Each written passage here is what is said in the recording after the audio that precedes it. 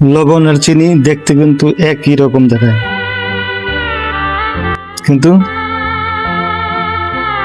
স্বাদ আলাদা আলাদা। ঠিক তেমনই কিছু মানুষ আছে আমার কমেন্ট বক্সে আইসা উল্টা পাল্টা কমেন্ট করে।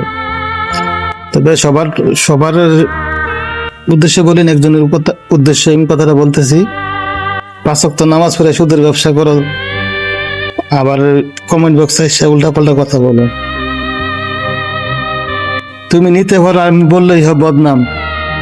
কাউকে যদি আমি কিছু দিয়ে উপকার করি, যদি আমি না বলতে পারি আর আমি বললেই বদনাম হয়ে যায়, ঠিক আছে?